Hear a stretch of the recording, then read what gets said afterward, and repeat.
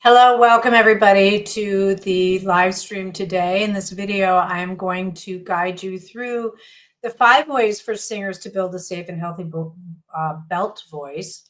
For those of you not familiar with me, I'm Carrie Cole, a holistic and celebrity vocal coach based out of New York City, artist development expert, and I help artists build healthy, strong, resilient voices beyond their wildest dreams with my co-vocal method. And I also do a lot of artist development and helping singers and artists grow their careers and really find the key authenticity in their voice and in their brand. So today, talking about building a strong and healthy belt, it really starts with getting control of your instrument. And the best way to do that is really to practice the correct vocal technique and method that is based in voice building, so you can strip away the compensatory muscles that interfere with the production of the voice and learn to use the instrument correctly so you can get more sound, more range, more belt, all of that, and done healthfully so that you're not burning your voice out and your voice is not deteriorating as you're going, right?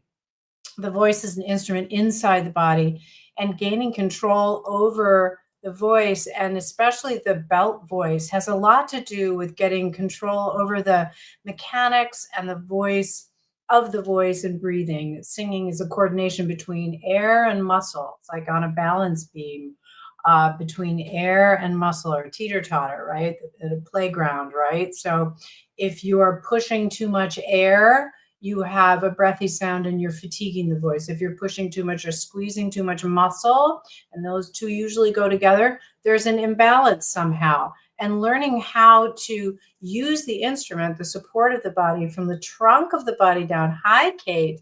Good to see you over here. Hey, Carrie Edwards. We have just had some major epiphanies in Carrie's voice training privately. But as you learn how to balance out that, tendency to either push too much air or leak too much air, right? Let too much air go out, not controlling it, or push too much muscle or squeeze too much muscle or squeeze the throat. All you have to do is put your hands on your neck and talk, and you can hear the immediate raspiness, right? And so to some degree, it's the way to sing with a healthy belt is the muscle patterning that you use, and learning how to reprogram the body with the correct movements, like we're doing with Carrie's voice, to actually open up the voice to create more sound, more freedom with the voice, instead of just, clamping down and constricting and squeezing that muscle. So singing with a healthy belt really starts with the correct muscle patterning, stripping away the compensatory muscles that interfere with the sound, and really reinforcing the correct technique. Without it, the voice will deteriorate, will slowly deteriorate, more and more losing the upper range, more and more losing, having more hoarseness, voice is not recovering after gigs, that kind of thing. And worse, the voice will never actually reach its full potential. So the 5 quick categories that I'm talking about today, or I don't know, what are words? I can't even speak today. Decreasing external tensions to increase sound, building resonance to replace the push, so that correct balance of air and muscle, laryngeal resistance to handle more power, vocal support to avoid falling back on the throat. What is the actual support that you need? It's not just squeezing the abdomen, and it's not squeezing the glutes, guys. It's so much more than that. And breath control to manage the pressure, the increase in the air pressure for a healthy belt. So let's dive in and then get your questions ready for the last few minutes. I'll open up for questions. Decreasing tension to increase sound. This is an absolute. So many times working in session with a singer, the key counterpart I discover in freeing their voice is that they are in fact squeezing too much from the collarbones up, tightening, using the neck, using all of those secondary accessory muscles that end up causing technical issues, constricting the voice. And it's true that vocal tension in the muscles surrounding the voice constricts and mutes the sound and the vocal production, that leads to problems and serious problems over time. I've had many students come to me from other techniques, studying with other coaches and techniques that didn't understand vocal health and how to do it healthfully, who ended up with nodules, right? So a lot of singing teachers, you see them on Instagram telling you to throw the sound forward, and they're talking, they're telling you this way, when it's really this way. And going this way actually adds more problems. And you see teachers, especially more musical theater teachers, telling you to project and sing louder and push it forward into the mask. All of these are the wrong directions for the singers that actually creates more strain and more deterioration of the voice over time. The key to increasing sound in the voice is not pushing harder and tensing, but releasing tensions and using the alignment and singing from the torso or trunk of the body. We say from the collarbones to the pubic bone. There are muscles that need to engage that you're using when you're singing correctly, from the pectoral and the pectoral muscles to the intercostal muscles to the rhomboids to in the back, to using the back. All of these muscles to the intercostals, these are the muscles that actually support the singing voice, along with alignment to sing more correctly, to open up that bigger range, to open up those high notes, to be able to expand your chest voice higher, but healthfully.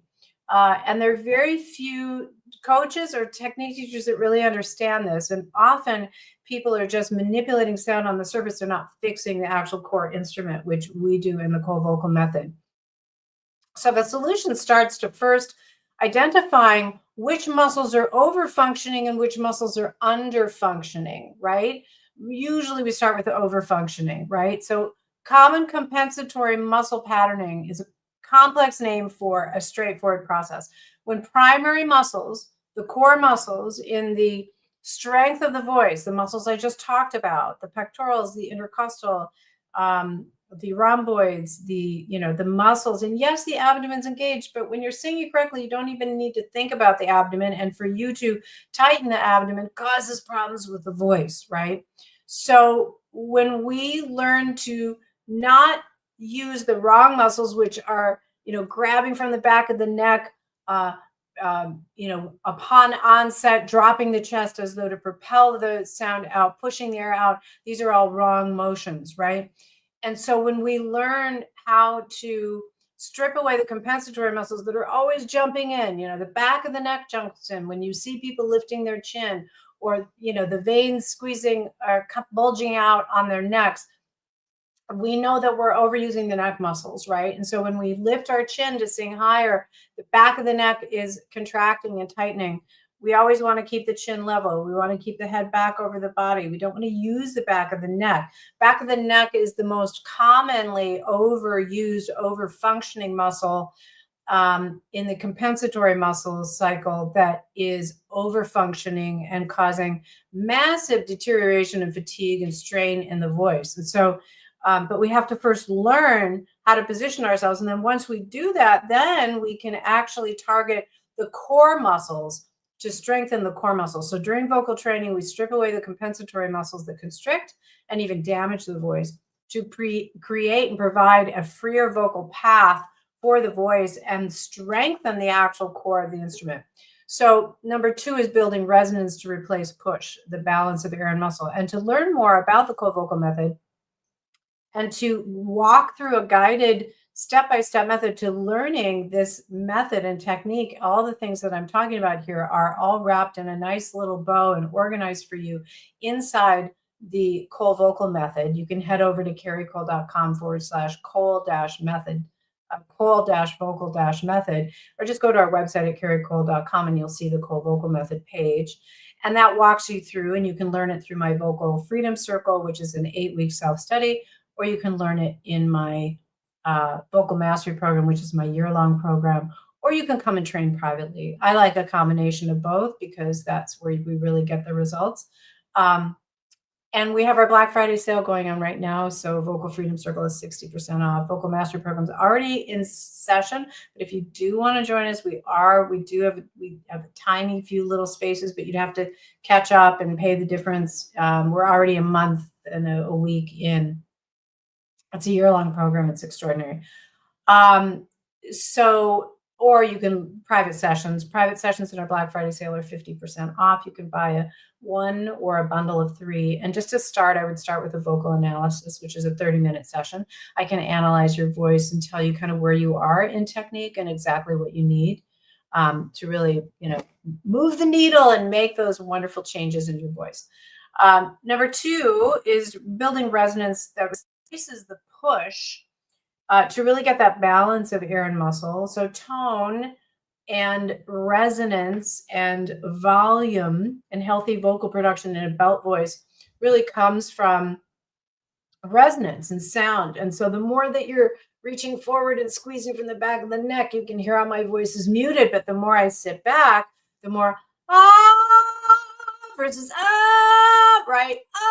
And if I'm thinking forward and I'm tightening the back of the neck, I'm muting the sound, right? So until people really start to understand that the louder, the more volume that you use, and the belt, which involves compression, which I'll talk about in a moment, but healthy compression and not overused compression, right? So there's a difference, but is really the direction of inward. And I talk about it as the sound doesn't actually come in. You're not drawing the sound in, but you're thinking of drinking the tone, and you're thinking of the sound coming instead of reaching up and out, right? You're thinking of the sound coming in, which opens then more space and more resonance and more sound.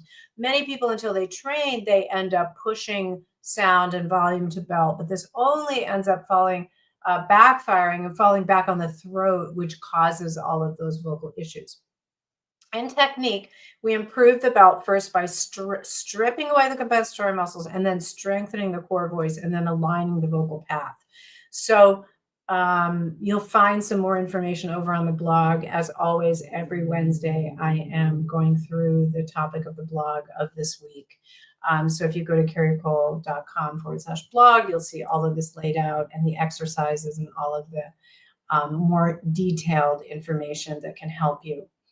Number 3 is laryngeal resistance. We talked about resistance, how to handle more power.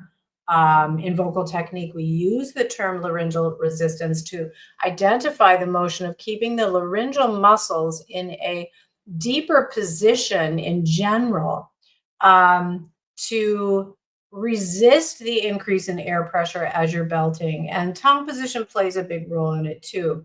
They kind of go together, and the tongue is sitting right here, right on top of the vocal mechanism. And so we do this, we program this inside the Cole vocal method by using certain positions, by vocalizing and doing technique regimen with the vocal muscles lowered in a lowered position, that we do it naturally. So because none of it can be forced, you can't just like pushing down, that's going to cause other problems.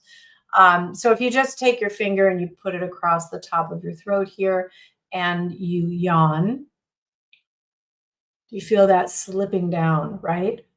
If it's not slipping down, it's overly tight, and that can happen from singing quite a bit, from over singing. Those throat muscles get very, very tight. And so we do a lot of laryngeal manipulation inside the technique, even inside my Singer's Gift, which is 50% off right now inside Black Friday. We do all of those pieces, which really release tension in the muscles and the voice, to open up the voice to get more sound. And that's why those warm-ups work so well.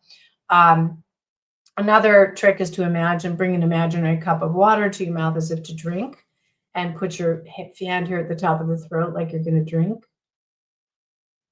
So your throat, in preparation to receive that beverage or that liquid, is opening in the back, right? And we want that motion on autopilot, but we also want, without the yawn or without the technique of drinking, we want the larynx to sit a little bit lower as we're vocalizing. So we hold the jaw down, and as we do that, we get that deeper position. And what that does is it helps the muscles understand that position. Once it's programmed into the body, it becomes a natural movement and motion and established. And so as you have an increase in air pressure, as you're singing louder and higher, this tends to get pushed up. So it's really important to establish laryngeal resistance and to train that into the voice. You can't force these muscles down. They need to be gently and correctly positioned to sit in the right position with the technique for it then to be a part of your singing voice without you thinking about it.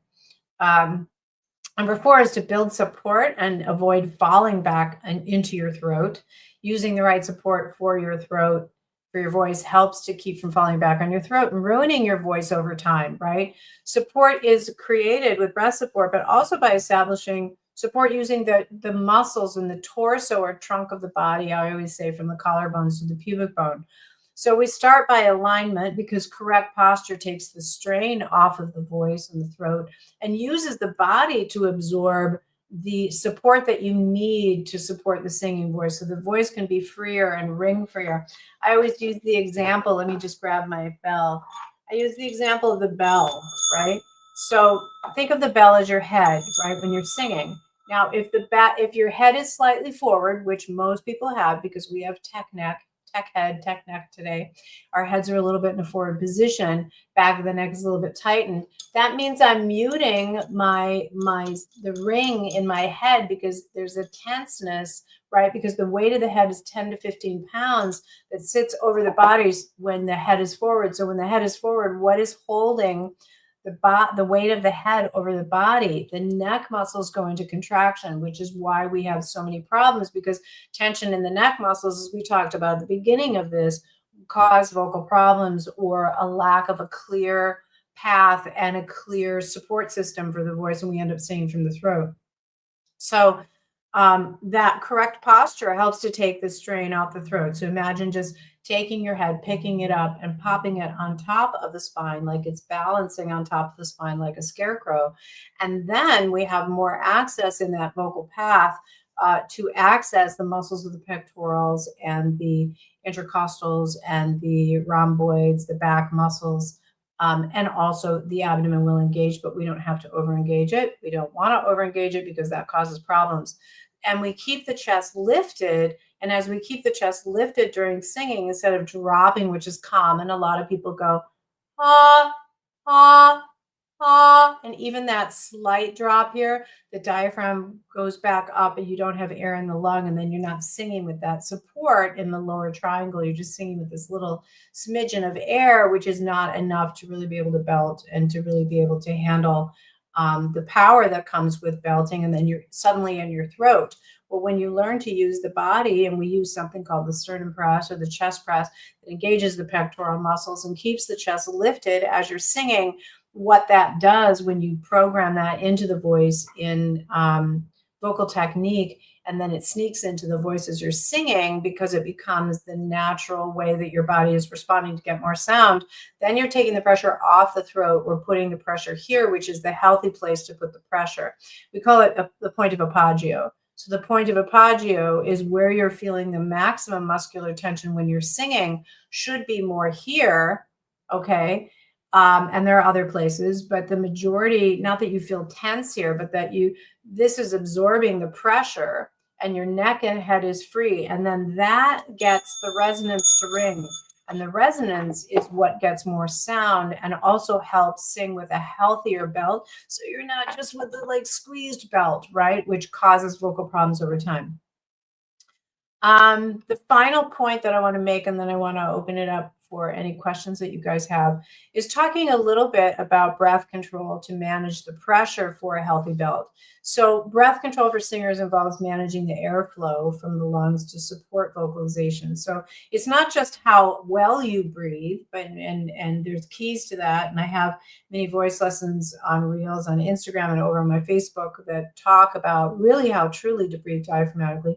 Most people don't really understand it. Most coaches talk about breathing in the abdomen, which is okay, but it's not really going to unlock the diaphragm because the diaphragm sits inside the rib cage, and we really need to breathe into the ribs to unlock the diaphragm and get the diaphragm to go down, which then pulls air into the lung. And then it's what you do with the breath when you're singing. You don't want to drop the chest and all that air goes rushing out and the diaphragm's up, and then you're singing from your throat.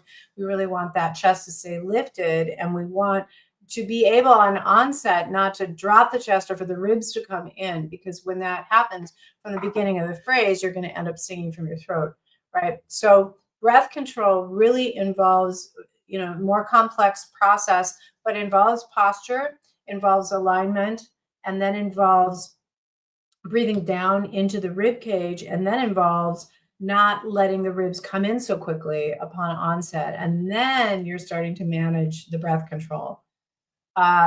This is just a start. I have a demonstration of how to breathe diaphragmatically over on the blog. You actually put it there on the blog. You can click on that. And then there's a couple exercises for how to get the breath going down into the rib cage and how to experience that. There's 2 exercises there. So this is the beginning of supporting your voice to sing on the breath instead of pushing or leaking the air out, retaining air, keeping it in the lung, and then getting laryngeal resistance to really sing with a healthy belt, not holding the breath or squeezing or tightening, which then again leads to fatigue or deterioration over time.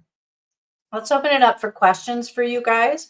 And like I said, just to remind you, we are in the middle of our Black Friday sale. So private sessions are 50% off. You can come and learn the cold vocal method. Even when you sign up with one of our hours, you get the singer's gift or you get the vocal rescue kit, depending which whether you sign up for vocal mastery, which is the full hour, you get singer's gift, or if you sign up with for the vocal health or therapy session, you get, if you're having vocal problems, then you get the vocal rescue kit with that. So we give you one of the exercise programs inside with the private sessions. And private sessions are 50% off. This is the only time we do this. Once a year. We make this available for people who need an extra break and can't afford the full session.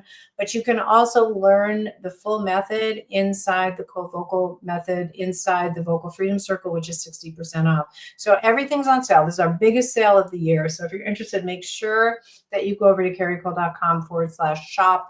And you'll see all the options there. And if you need help, just write into info@carriecole if you need some guidance on what's the right program or product or session for you. Let's go to questions. So hi, Jack. Jack is asking, should a contemporary singer shape their vowels when in a lower register? Also best solutions for not singing from your throat other than posture. Oh, a million, Jack. I mean, more than I can go into on this quick live stream. But those are both good questions.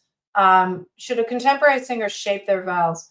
That to me, I mean, you do need the mouth to be more open. I would say the only vowel that needs a little more shaping is the O, but I don't like to manipulate the sound on the surface of the voice. I like to improve the actual technique of the voice in the mechanic of the voice. And then when you go to sing, you have styling at your fingertips. So, a lot of singers with O, they'll sing oh instead of oh, oh, oh. So you do need a little more shape with the O. But again, we don't want to overdo that or you start sounding funny, right? So we do a lot of techniques where we clarify the vowels more in the back.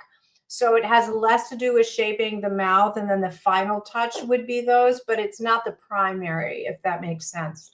And then what was the other question there? Best solutions for not singing from the throat other than posture. Well, if you don't have the chest forward, you're going to be singing from your throat. There's no question about it. So because this actually has within it, when the chest is lifted, the air stays in the diaphragm. So it kind of really is the key. And then we also have to stop using the back of the neck, and which immediately puts you in your throat and disengages you from the support in the trunk.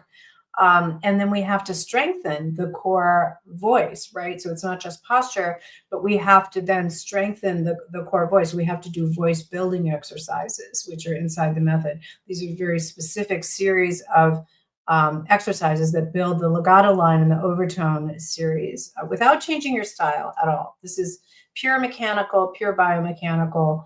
It's like training with an Olympic coach as an athlete, really learning how to use the muscles correctly and sing correctly to get the most out of your voice, right? Yeah, and then again, laryngeal position has a lot to do with it. And there's so many things that stack up that have a lot to do with not singing from the throat. Okay, let's see. Jack's also saying, when I stand and sing, my 360 expansion is not nearly as expensive as when I'm sitting, so it's more challenging to support when standing. Yes, that's because the muscles are more tense when you're standing to hold you upright, and there could also be some alignment issues for you, right? How much a lean support do you like? I'm not sure what that means, but yeah, and I don't know if you play guitar or you play piano when you're performing or whatever that is. I mean, I do have some singers when they play guitar think more about kind of pressing their chest or abdomen a little bit gently into the guitar just to create that so you're not rounding or pronating your shoulders, right? You'll see it in singers like Benson Boone is a good example of a singer who you'll actually see him when he's singing his belts. You'll see him flex his pectorals, like his pectorals come forward just to like anchor. But the 360, expansion he's talking about, so that when you expand, you're expanding 360 degrees in that diaphragm area, right up here, empire waist area. You shouldn't have to be thinking about it as much when you're actually, because you're practicing it in technique. But when you're singing, performance wise, there is more of a trick. I would focus more on the breath in the back for singing, particularly for high notes in the upper back. Right? You don't have time often to take that slower, longer breath where you can do it more correctly, breathing into the rib cage, opening the epigastrium, the upper stomach, and the back. Like you don't have time necessarily, and that's why training a technique, you practice all these movements so that they all go together. But at the moment of singing, it's better to think about breathing into the back, especially for high notes, getting a quick breath, like you're puffing out the upper back. And that gets the diaphragm to drop and gets a much more effective breath because it's also lengthening the back of the neck. I hope that helps.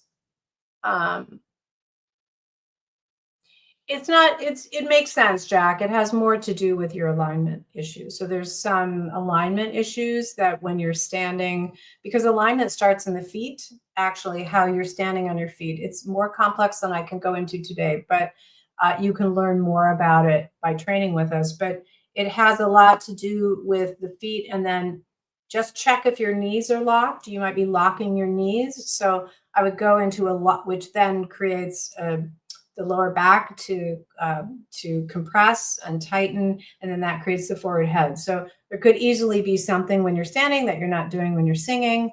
It's makes sense that it would be odd to you, but it's actually not odd in the world of technique.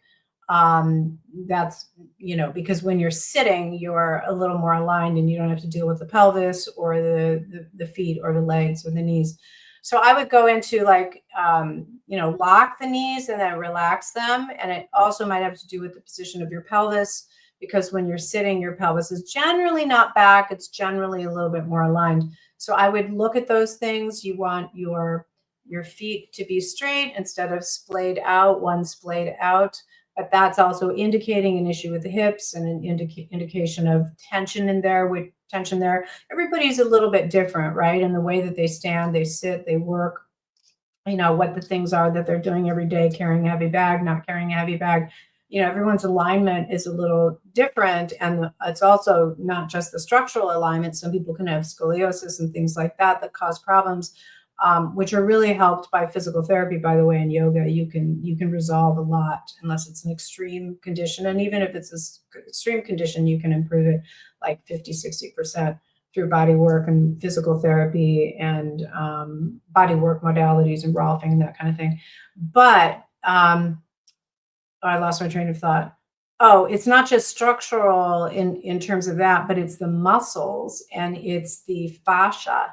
So it's the muscles and the fascia. So the fascia is this sheath on top of the muscles, and that alone can like cause your shoulder to be doing this, or it can be causing a twist in your spine, or it can be causing a twist in the hips, which then is affecting the alignment and all those other things, right?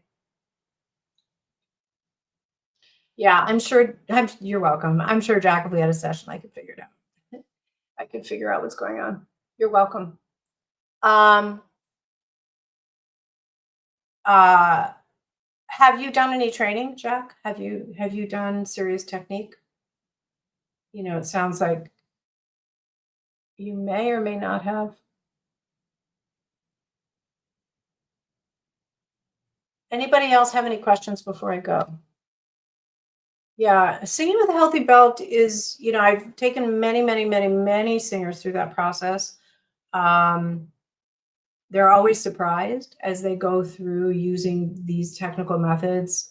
They're always surprised how, I don't want to say quickly because there's a lot of things that need to be set up, but within a year of private training, really being able to turn it around, and even in practicing the method, you're going to feel a turnaround right away. You know, in the strength of the voice and the endurance of the voice and the range and all of these pieces that we're working on. Belt is a little trickier, and especially if that singer is singing regularly, you know, it's a little bit harder to do the voice building, which we really need to be able to build the frequencies in the middle of the voice, which are often the weakest. Yeah, but you know, that's kind of it in a nutshell for today. Thank you for spending your valuable time with me, and you can go over to YouTube and hit the live page and you'll see all the live streams, which are recorded once a week, and quite a catalog of stuff back there, and also our mini voice lessons. And that will be building out our YouTube channel more in the coming year. So we're really excited about that. And definitely hit the link to learn more about the core vocal method, and how you can learn this extraordinary method that was really hidden away inside. I'll put the link here on YouTube, inside of a private studio that I found 40 years ago, hidden away inside a studio on 74th Street. And this method is not taught anywhere else. It was a technique at the time. I have formulated it into a method. It is the most powerful method I have found, that doesn't mess with your style, that actually builds a strong, healthy, resilient voice beyond what most singers think is even possible. So come and join us. Go head over to the shop and take advantage of the Black Friday, where my privates are 50% off. We only do that one time a year. And this is it. So you save quite a bit. I'm just putting the link while I'm talking, multitasking here, getting it over to you on YouTube. And the discounts, the Black Friday sale is good until, I think it's like a little over a week. So make sure you head over there and see what's possible for you. If you're really ready to turn your voice around and experience really stepping into a world-class voice. Thanks for joining me today. I'll see you every Wednesday at 12 p.m. Eastern, although over the holidays I have an altered schedule. So I am not on next week, as it is Thanksgiving week here in the US. I will be back on September 3rd and September 10th, and then I take a break until January, where I'm back on the 14th.